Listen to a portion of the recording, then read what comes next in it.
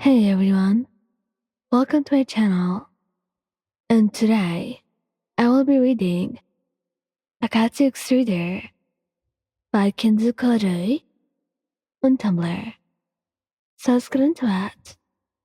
Katsuki, without putting a decent amount of thought into it, usually followed the first instinct, the one that came to him naturally, which was to tell you to suck it up and get over it.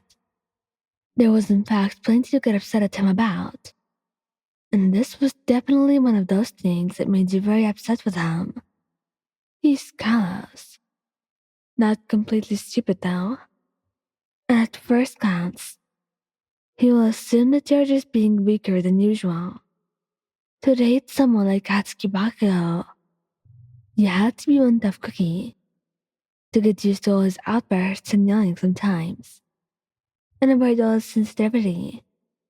So naturally, if he sees you red-faced and trying to wipe away your tears, before you could even see, Katsuki will understand that not everyone is as amazing at bottling up emotions as he was. Or really, just straight up ignoring them, since he really tried not to put them into account. He didn't want emotions getting in the way of his hero work and his life in general. So he thought it was the best to ignore them. But it was not always the best or easiest thing to do. But he thought it was easy for you as well, considering how you were always brave and how you seemed strong to him, to the point where it even impressed him. But then again, everyone had their bad days. And once his command gets thoroughly ignored, Katsuki starts to really take a look at what was going on. And regardless of how he speaks to you are still very important to him. How important, he will never admit outright, but important nonetheless. And when you don't respond, and quit trying to hide your sadness from him, he settles down some. He was not the best at comforting someone. At most, he has offered words of encouragement, but those had been backhanded praises at people like Kirishima, who take him at his worst, or Kaminari, who was too afraid to fight back. So, he hesitates. And honestly, his second instinct might be to give you room. He guesses that a long time might be past, since it's what he would have wanted if he was in one of his moods. But Doreen realizes that if he was in a pissy mood, you would still be right there, with an open ear and a gentle touch. And Katsuki was in fact no gentle boy at all, but he makes the executive decision that right now you would probably want him to at least try and do the same for you, or something that he could do for you. Something that would be half as close as what you would do for him every damn time without him even having to ask. It was only fair, wasn't it? Our relationship was a two-way road, after all. And so, Katsuki decides to sit by your side, not really acknowledging you beyond that at first. His decision to sit beside you does not go unnoticed though. And although you know it should make you happy, at the very least, you could not erase the trembling frown from your face, no matter what. And Katsuki figures that whatever happened with you had hit you harder than he could have ever imagined.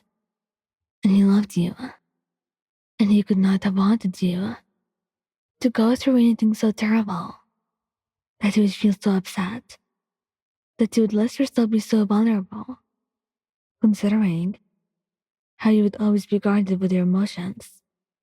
But then, maybe this was necessary for you to trust him with your emotions, for you two to be a little bit closer.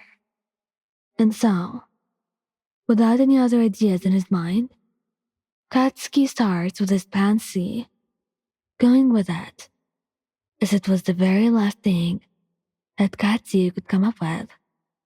He puts his arm around her shoulders, and he does not say another word, because in an instance, such a rare instance of vulnerability that you had brought out of him in private situations like this, Katsuki was also behaving in an unusual way.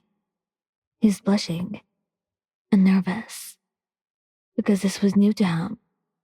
Katsuki was no good at comforting people, but he excelled at beating them to a pulp. So how does someone like him make someone like you happy, but you couldn't ask for more from him, knowing how much this must have took from him to try and comfort you? You had not expected sugary words from someone as bitter as Katsuki. The arm around your shoulders is tense and a couple degrees too warm, but it convinced you to slump into his side and allow the weight upon you to slide away from the forefront of your mind. When you do this, Katsuki feels better about this decision. He would much rather see you relax at his side than worrying about some useless shit that did not deserve to make you so distraught. Katsuki would probably ask you to tell him exactly what was happening. No feelings and no skirting around the issue. Get straight to the point and let him know what's up. He will listen to you and understand, and you will get a lot off of your chest by telling him all about it, and he will not put in his 2 cents until you're done. That I'll blow a deal up for you. Of course, he would offer to attack your problems for you, and you smile because it's a sweet sentiment coming from him, but decline the offer, and you are content enough with staying stuck to his side. And Katsuki was not complaining either. Thank you guys for listening. Don't forget to like, subscribe, and comment. I hope you enjoyed listening to this as much as I did making it. Anyway, goodbye.